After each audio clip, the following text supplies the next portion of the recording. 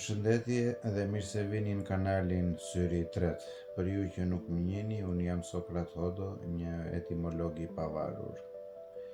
Sot do të kapim një temë të shkurtër dhe të veçantë. Është hera e parë që bëjmë diçka të tillë. Bëhet fjalë për një etimologim shumë të thjeshtë të një fjale që është mbar europiane, ndoshta edhe më tej. Bëhet fjalë për fjalën flegmatik.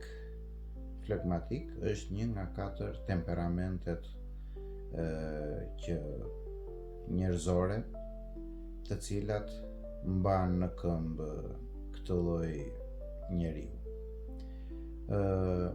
Fjala flegmatik deri më sot nga etimologjia krahasuese ose historike bëjnë një etimologim duke gjetur vetëm historinë e prejardhjes deri aty ku është dokumentuar.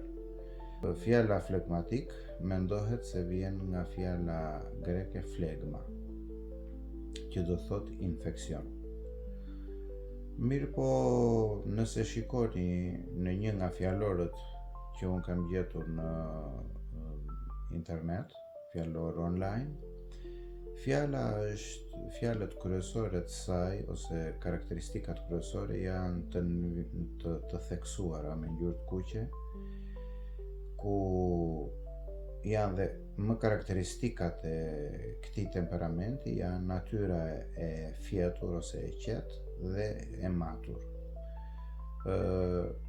Çuditërisht këto dy fjalë janë pjesëpërbërëse të fjalës flegmatik, ndërkohë që ju do pyesni se çfarë vlere kanë edhe dy shkronjat që ngelen, G dhe K.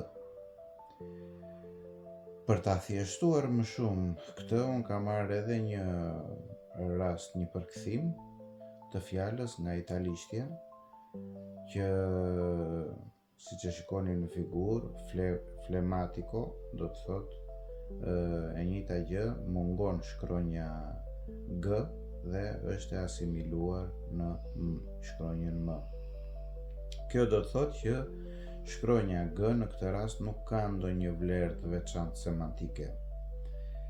Ndërkohë që ngelet vetëm në fund shkronja K, e cila është e shpjeguar në një libër që unë kam bërë me një teori rreth simboleve dhe etimologjisë. Pra, flet për gjuhën, quhet libri i titulluar Gjuha e Nënës, dhe aty unë flas për këtë prapashtesë K, e cila përkthehet po ashtu njihet nga gjuhësia se ka vlerën e një shprehje ose një fjale që do thot ka të bëj me çka thuhet më përpara, siç janë të fjalët për shembull psikologjik, që do thot është e lidhur me psikologjinë, apo artistik, që është e lidhur me artistin apo me artin.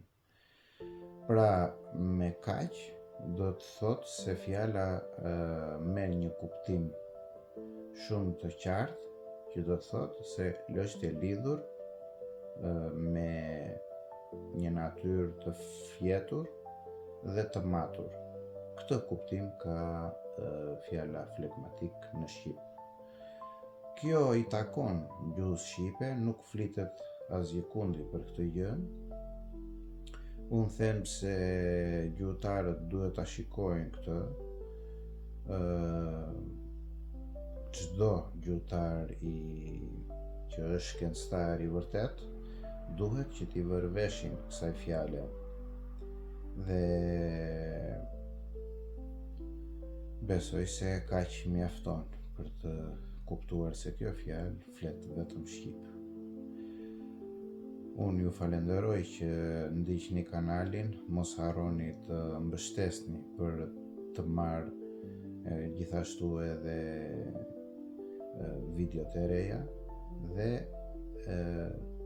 miru pafshim në episod tjetër.